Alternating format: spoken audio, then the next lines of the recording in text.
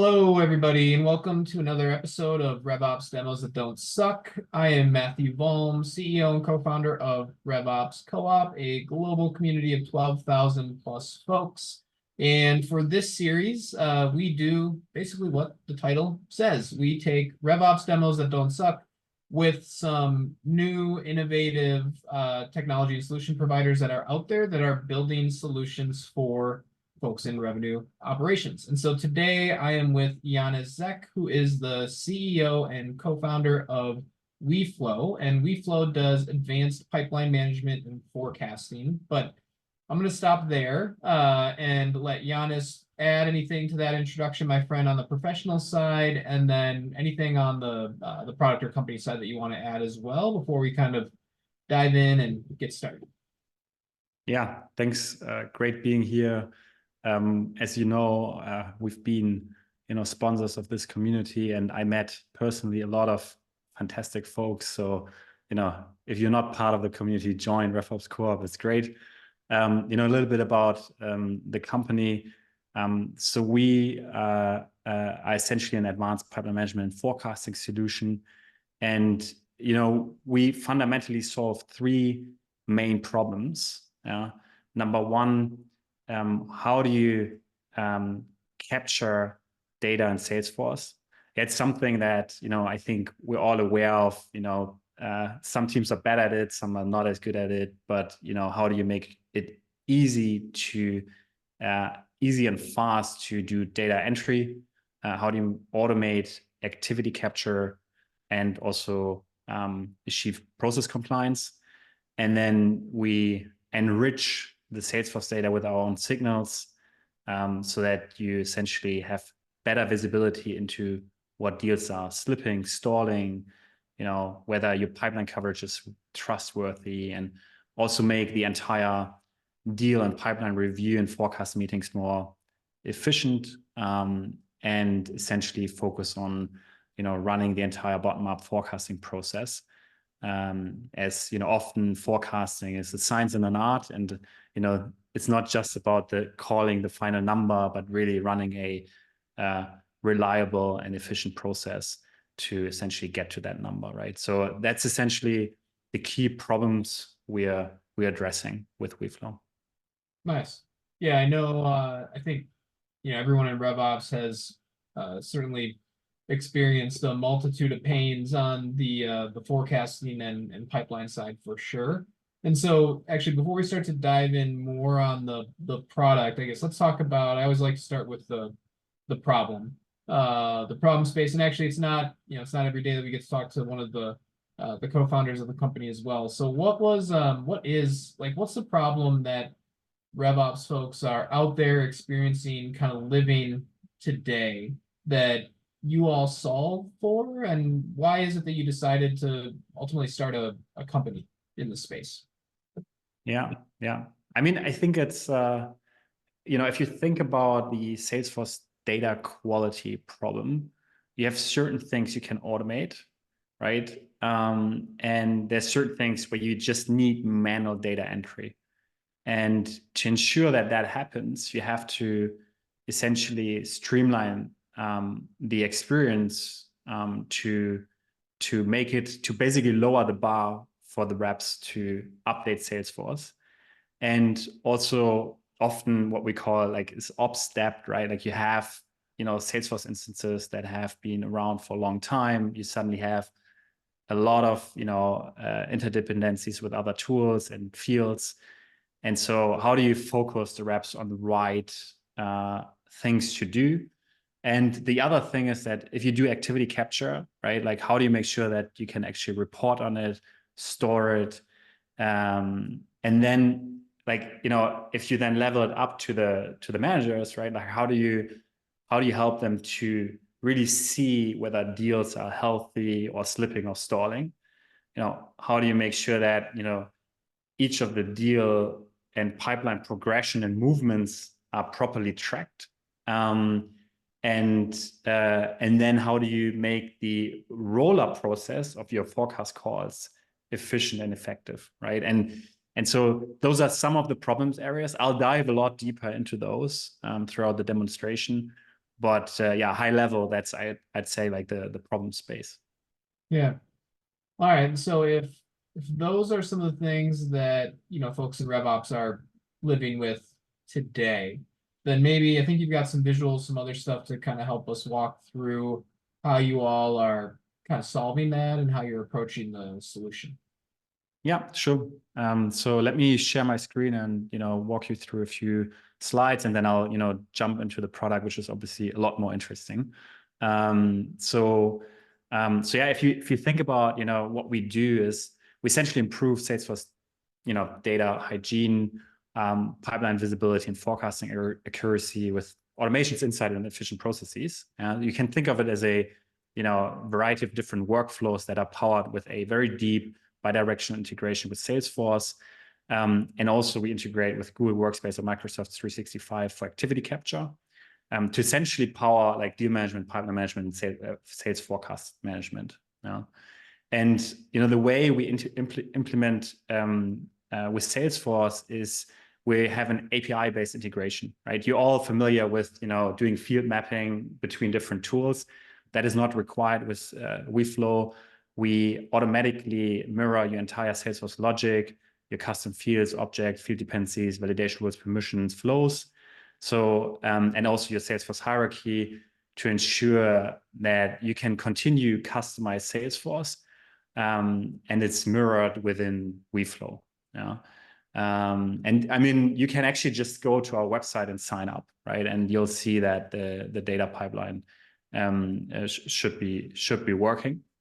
And if you think about what we do behind the hood, is we take unstructured and structured data from Salesforce, from Google Workspace or Microsoft 365, and from basically our own databases.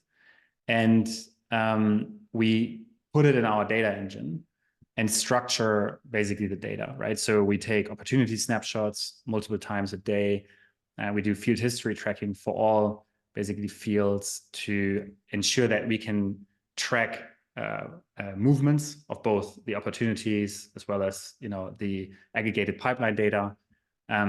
We attribute activities, so emails, meetings, and contact data, not only to the contact and account level, but also to the opportunity level, which is really important, right, to get better visibility.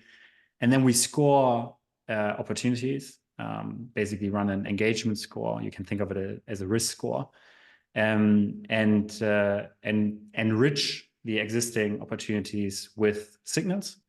I'll go into that in a second, and also do an AI prediction for the sales forecasting piece. So this is like, in a nutshell, how you can think of Weflow. Yeah, any questions so far? No, it makes a lot of sense. So I guess you mentioned just as we're kind of heading into it and before you dive into the products, obviously Salesforce integration. Do you have other CRM integrations, thinking of mostly HubSpot or Dynamics, some of the other ones that would be popular?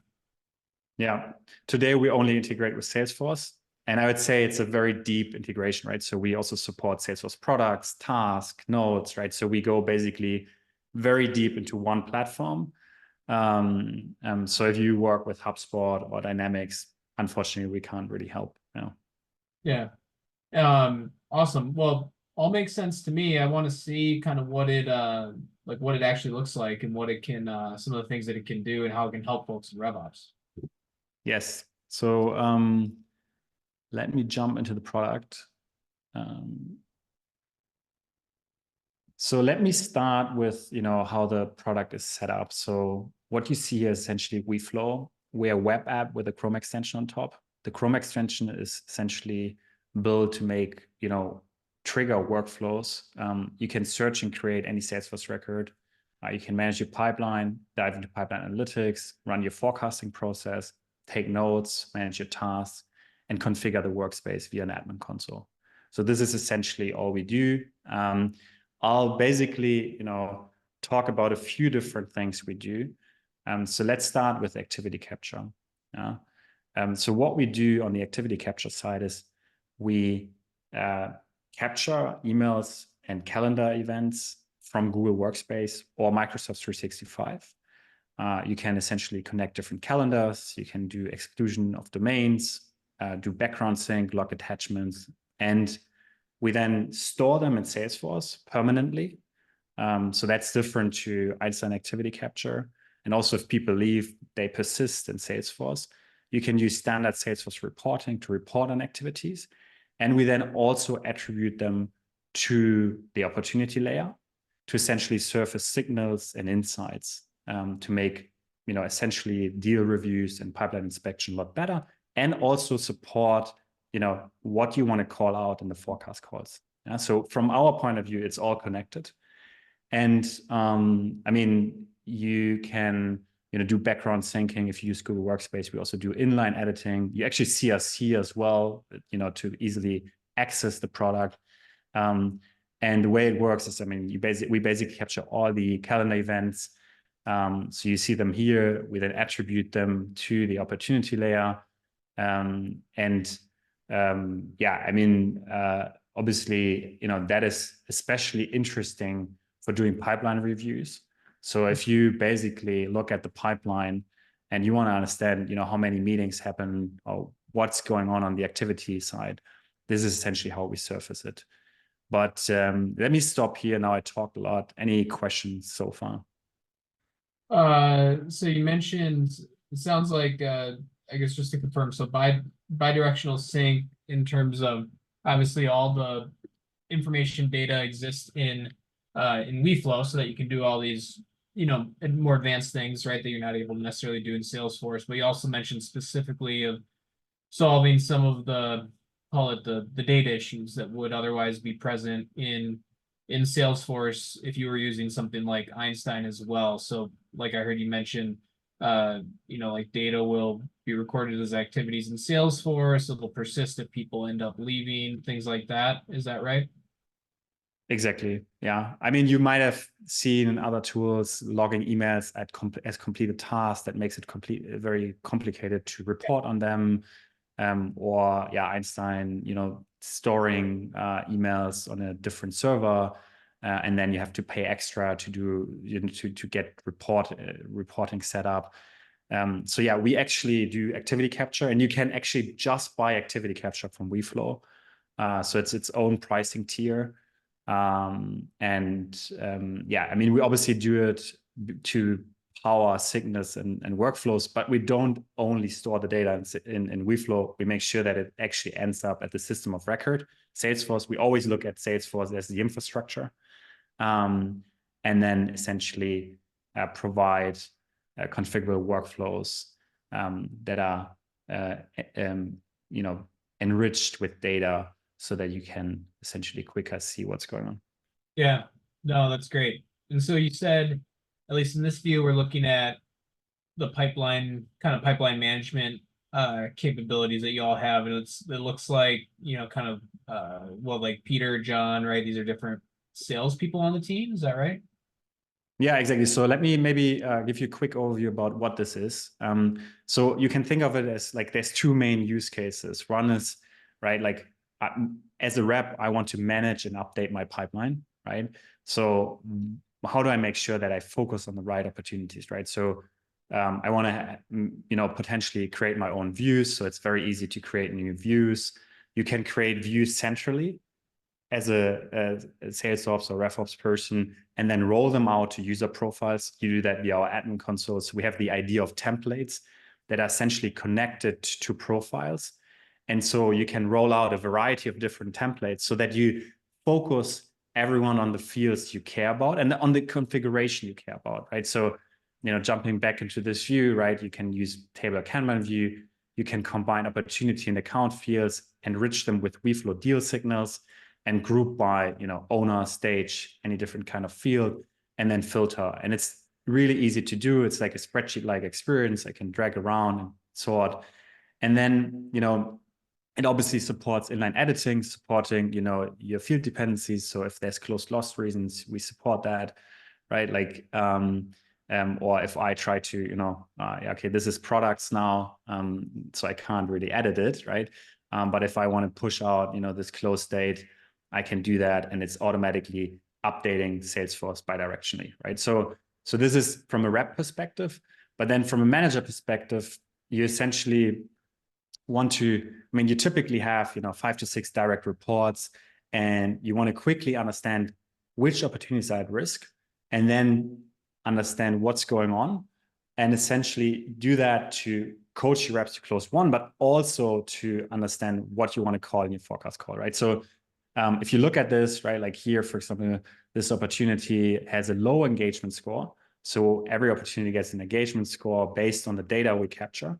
Has configurable warnings, so you can configure warnings in the back end to essentially trigger warnings. Basically you can see Weflow fields like time and stage, inactivity, related products, total count of activities. And so if I want to now inspect this specific opportunity, I can quickly go into the Insights tab and see, okay, I had a variety of meetings, very few emails, but okay, what has been said in these emails? Are there files being exchanged? Is there meetings in the past or in the future? So this is essentially the activities to understand, whether there's velocity and we are progressing towards close one, right? And everyone seeing this can think of a variety of reasons. If you are in these one-on-ones or pipeline review meetings, and there's often a lot of time spent on hearsay and gut feeling instead of hard data that should be captured in the tool. The second thing, multi-threading, right? Like it's extremely important. So what we do is we not only capture the emails and meetings, but we also capture contacts. And if they don't exist in Salesforce, right? Like you have a meeting, there's multiple contacts being added to the meeting.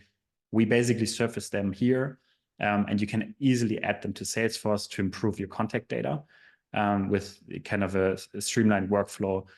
You can also automatically create contacts. So that's something you can think of, and then configure key fields like your medic fields to look at that and quickly understand what's going on. Are these medic fields compliant? And what's essentially happening in the deal. Yeah, that's awesome. And yeah, way easier to do here than in anything that you could get set up natively separately in Salesforce, right? Exactly. Yeah. I mean, that's like typically a lot harder to do. And I think we've all had these requests like, hey, I can't see my records, and it's just a filter logic or things like that, right? So I mean, this is really good for essentially, managing and updating your pipeline, and also inspecting deals and getting a better understanding of, the health of specific opportunities that are essentially powering, the forecast, right? So this is the pipeline management section. Yeah. Yep. Nice. So yeah, so we talked about, so you mentioned activity capture. We talked about some of the benefits there. You showed us the kind of the different template views that would allow, call it the individual contributors, right? The AEs, the sales folks to be able to kind of manage their own pipeline. And then here we got into like the ability for managers, right? Sales managers, other folks who are managing a team to be able to, like leverage the information here to handle one-on-ones and actually like make changes and things on the fly as you go. So what else? Because I know you mentioned some other things that would be relevant for folks in RevOps. So what else is in the product that folks should care about? Yeah. Yeah. So one thing that you often wonder is like, how is the pipeline changing over time? So we have something we call waterfall, right? So like, what is your start pipeline value? What's your end pipeline value? What are new ops, amount increases, close lost, amount decreases, and won? And we always have the concept of going back and looking at the opportunities that are powering that, so you can quickly identify what's going on. And we have customers using that to basically ask the reps, end of quarter to present what happened during the quarter, or you inspect further and try to understand what's going on and how is the pipeline changing, right? And for that, we have a managed package that you can install that essentially does these opportunity snapshots and also field history changes that, essentially power, for example, how often has the close date been pushed, or things like that, right? Like we surface them as our own fields, but then also on Hover to essentially inspect. So this is like one other area. I won't go too much into this, but I mean, just so you've heard it, there's like, we have a notepad that allows reps to take notes. Yeah, it's often a problem. They're taking in Apple Notes or OneNote, so you can very easily add notes, connect them to a specific record, create templates like, discovery templates, also embed Salesforce fields in here. So yeah, you not only write into this, but you actually write into specific fields. You can, also track that as activities. And then there's a task manager as well. But I think, what we are most excited about is how do you take all this data, right?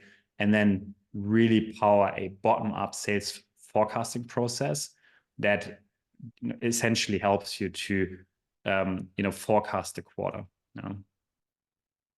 Yeah.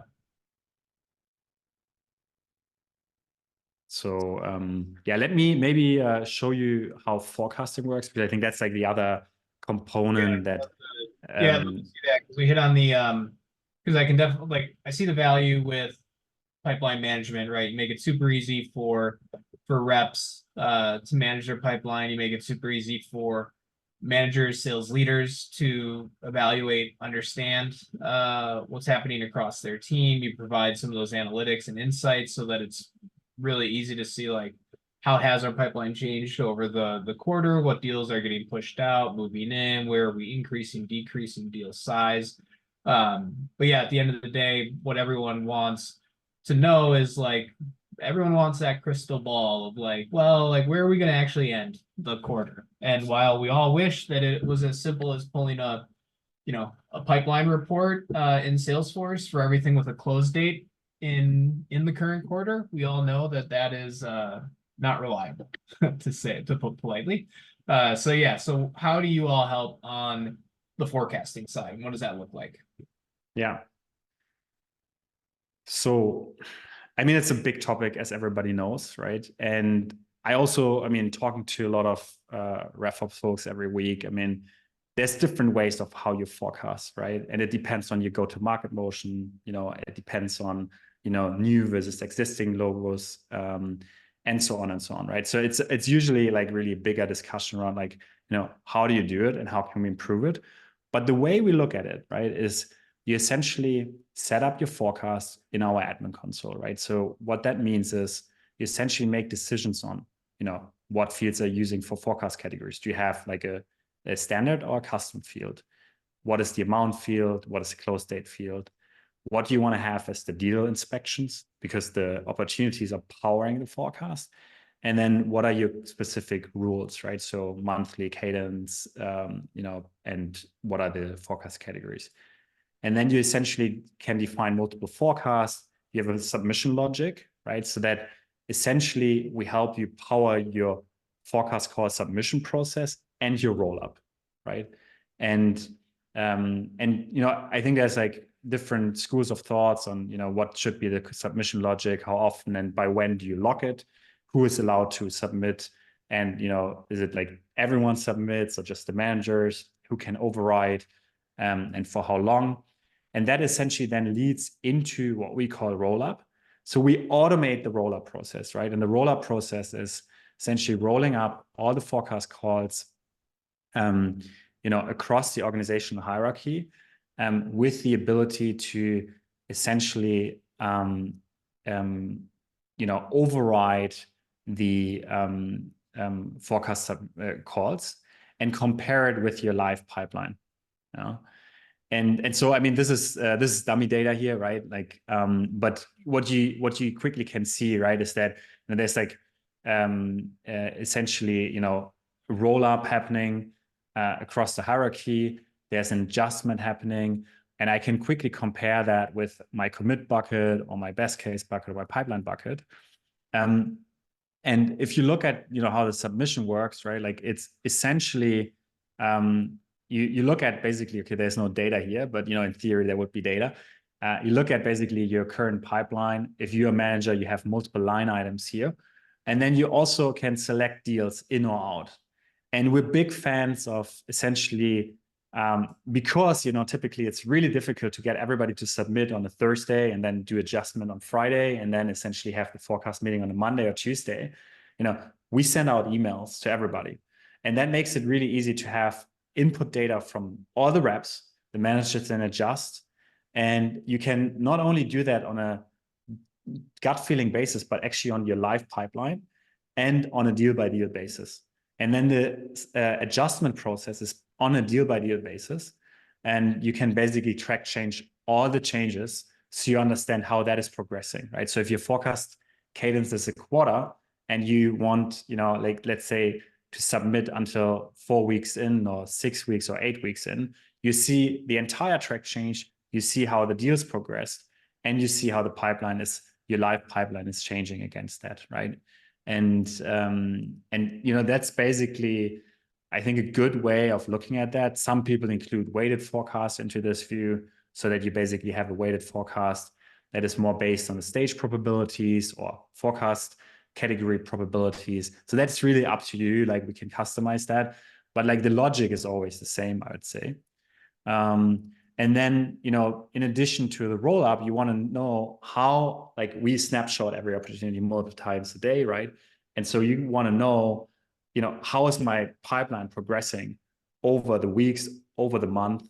And so you can look at essentially pipeline progression, again, powered by all the deals, looking at, what's going on there, and by forecast categories. And we, compare basically your hard commit. We have our own projection, right? So we project like how the quarter or the year can end based on our historic data we take in. We look back at 36 months, and again, sometimes if you have drastic changes in the environment like we had the last 2 years, you might want to look at the last 3 or 6 months, because that's actually a lot more accurate. But that's essentially the entire process, right? So we essentially make the roll-up process automated and a lot simpler. And then we also project out where you're going to land the quarter. And as a CRO, you have multiple input factors that you can take and then essentially make a final call. And that is all powered by a better data quality and a better inspection process that is, from our point of view, essentially leading to the roll-up and the pacing you look at. Yeah, that's awesome. And I love that you kind of make sure to, I'll say, like, bring it full circle, because it's really easy for a lot of us when it comes to planning or projecting anything to stop with the projected number, right? Of like, or the planned number of like, okay, well, we're going to try to hit this, or we think we're going to hit this quarter, but then actually evaluating that over time, comparing it to how you actually perform, so you can understand like, okay, what is it that we're actually doing right? What is it that we're actually doing wrong? Are we getting better? Are we getting worse? Are we closer to our quota? Super, super important. And so you mentioned, so we talked about, I guess, a lot of different things in terms of product capabilities. We touched on the integrations a little bit. I guess one of the questions for you is who's typically a good fit for the Weflow product? Like, what types of customers are a good fit for you? Obviously, you need Salesforce as your CRM, but anything else you can share there? Like, who are some current customers that you have? Who's typically a good fit for the product, so that folks that are out there watching this know, if you're kind of in their wheelhouse or not? Yeah.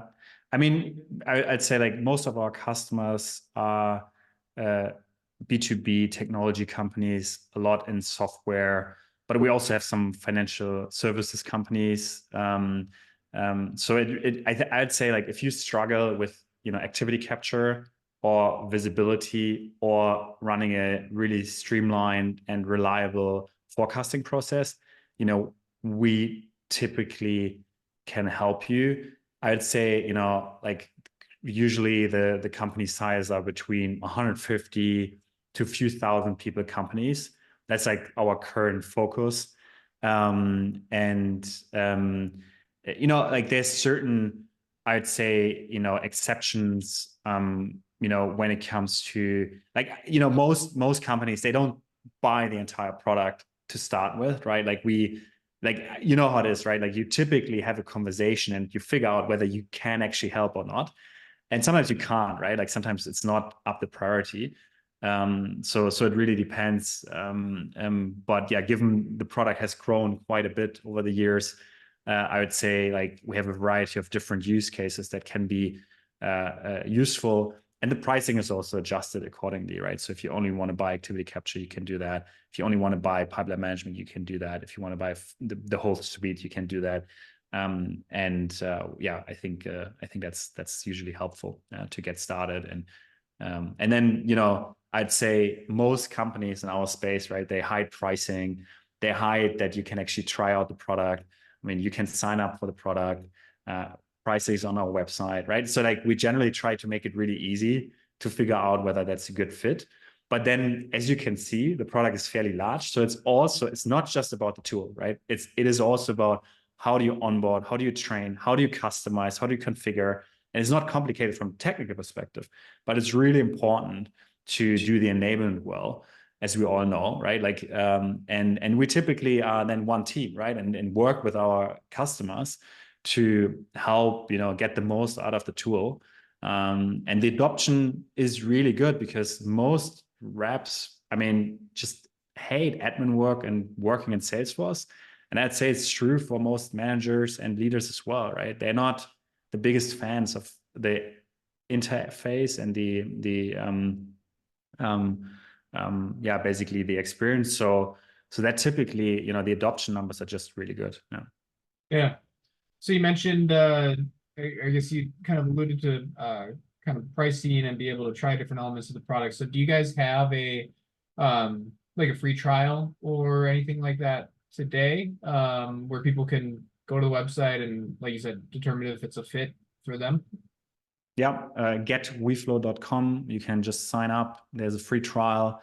If you want to extend your free trial, let us know. You know, I mean, we typically like, you know, we try to figure out, you know, can we create a long-term partnership or not? And, you know, I think committing to this, you know, you want to try before you buy. And then pricing is on our website. It's a seat-based pricing. We typically work on a 12-month cycle, so like 12-month term. And yeah, it's like, you know, activity capture $19 per month per seat, pipeline management $39, forecasting and insights $59, and then we also have like a enterprise tier that's a bit more expensive. So, you know, like I think in that sense, you know, hit us up and try the product and you know, and see if it works for you. And yeah, I mean, we're always happy to chat and, you know, show you how other customers use it. Because again, I think, you know, in the end, it's not just about a good tool. It's also about how you use it, how you configure it, how you create a business logic that makes sense, and really, you know, get the most out of it. Yeah. Yeah.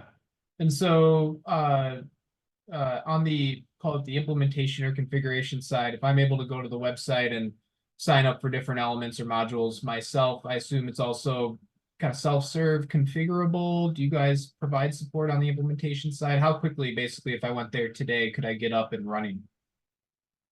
Well, I mean, you can get up and running. I think it depends on how much time you want to spend on it, but I would say like a week to 2 weeks, like easy.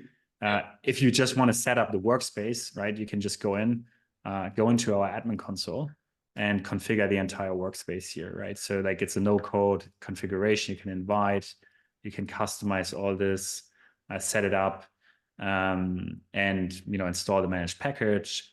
It's not complicated to set up, I'd say. Yeah, and then I think we mostly work on training the team and yeah, and just basically also sharing best practices, right? I think that's like what is a lot of fun. Yeah, because at the end of the day, right, like you all, like you see how a lot of different companies do forecasting well and not well, right? So you know, there's a lot of value in understanding you know, like how to do it correctly in ways that will typically work, right? Because it's not like forecasting itself is nothing new, right? So there's a lot of things that people have learned about it already and love that you're able to provide that and share that. Obviously, like build that into the product, but then also provide those best practices to your customers. 100%. With that, it's actually like one, I guess one kind of last question as we kind of get things wrapped up, Giannis, is what obviously product does a lot. And I'm sure there's a lot of different things that, kind of set you all apart or would put you on top. But if you had to pick one key thing about the product that differentiates you from all of your competitors out there, whether it's, other products that people can use or just like the spreadsheet way of doing things, what's the one thing that kind of sets you apart and puts you on top? It's a very good question. I didn't expect it. But I like to say, so yeah, look, I mean, I think we're not alone in the space, absolutely. But I think what sets us apart is I would say like the ease of use and enrichment of data, right? Like basically the focus on making sure that you have really good Salesforce data and the two systems work really, really well together. And you can basically control your own destiny without hitting support all the time, in a very budget efficient way, right? So I think that's basically the core differentiation. And then I think we are very good at, working with our partners on adjusting things here and there, because I think we all know we buy tools all the time, right? And the reality is like you have things here and there. So we work with our partners quite closely also on our product roadmap. Yeah. Yeah, that's awesome. Well, first off, thank you for kind of giving us the tour. The product looks great. I love the fact that, again, pricing's on the website. You can try before you buy. There's a free trial motion. You're you obviously build best practices into the product. You also share those with your customers through the customer support, customer success channel. And at the end of the day, just make life easier on not only the sales team, but the sales ops or rev ops people that are, responsible for supporting their sales team. So for everyone out there, get weflow.com, try the free trial, try different elements, different modules, super flexible, super easy to go out and try it for yourself. Giannis is in the RevOps Co-op Slack group in the community as well. So hit him up there or find him on LinkedIn. And like I said, Giannis, thank you very much for your time, my friend. But with that, I'll let you run. And everyone who's watching, thank you for tuning in. I'll see you all on the flip side. So take care, everybody. Thank you so much for having me.